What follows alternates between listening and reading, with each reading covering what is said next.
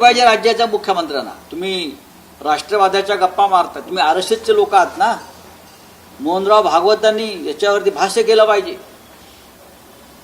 तुम्ही आरएसएसचं संचलनाला जाता ना, हातात तिरंगा नसतो तुमच्या, का ते आता कळलं आम्हाला. तुमच्या घरावर तिरंगा का लागला नाही हे आता आम्हाला हळूहळू या पिढीला कळायला लागेल. सर, हिंदी भाषेच्या सक्तीचा विषय आहे. खरं तर हिंदी सक्ती नाही असं म्हणतात, पण तिसरी भाषा तुम्हाला हिंदीत शिकावी लागणार आहे असं एक सरकारचं म्हणणं आहे. पहिलीपासून तुम्हाला जी तिसरी भाषा, मराठी सक्ती बघा, या संदर्भामध्ये मला वाटतं आज राज ठाकरेंची पत्रकार परिषद त्या विषयावरती असावी. तर हा विषय जसा आम्ही घेतो तसा तेही प्रामुख्याने घेतात.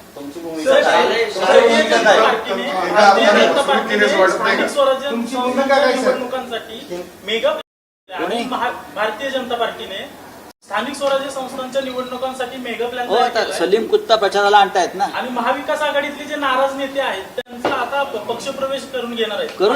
करू द्या. हा पक्ष असा भंगार गोळा करूनच मोठा झालाय. आमच्यातले असे लोक फोडायचे, दहशत आणि पैसा आणि पोलीस यंत्रणाचा वापर करून स्वतःचं काय यांच्याकडे आहे. यांच्या पक्षातले जे आमदार आहेत त्यातले 90% आमदार हे दुसऱ्या पक्षातले आहेत.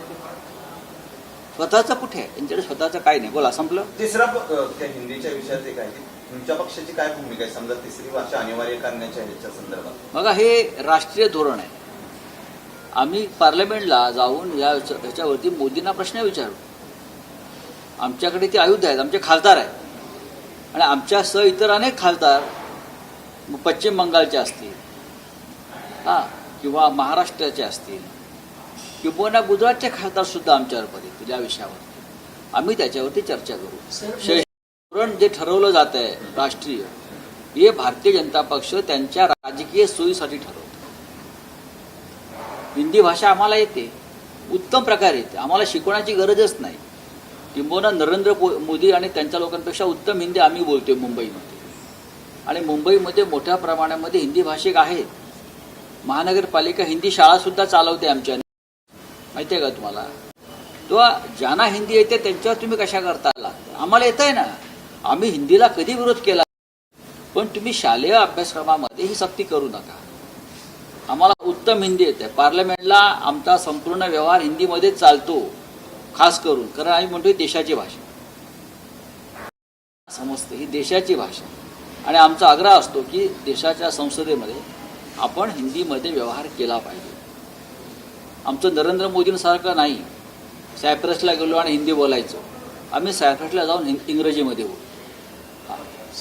इंडिगो सोबत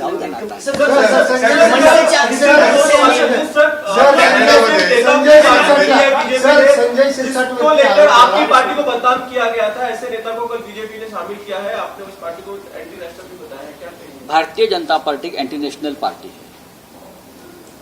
राष्ट्रभक्ति राष्ट्रवाद से उनका दूर दूर का कोई नाता नहीं है.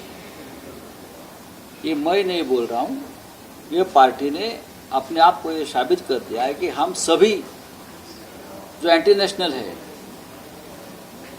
और ये जो लोग एंटी नेशनल है ये बीजेपी बोलती है. किसका दाऊद के साथ रिश्ता है, किसका इकबाल मिर्ची के साथ है, किसका मुंबई बॉम्ब ब्लास्ट के आरोपी सलीम कुत्ता के साथ है. ये आप करते हो, आप उनके खिलाफ जांच SIT लगाते हो और ये सभी लोगों को आप अपने पार्टी में शामिल कर देते हो. तो एंटी नेशनल पार्टी यानी राष्ट्रद्रोही पार्टी किसकी है? भारतीय जनता पार्टी है. और भारतीय जनता पार्टी के राष्ट्रीय अध्यक्ष हैं नरेंद्र मोदी जी है, अमित शाह, उसके ऊपर अब तक मुंह खोला है कि नहीं हमारे पार्टी में ऐसे एंटी नेशनल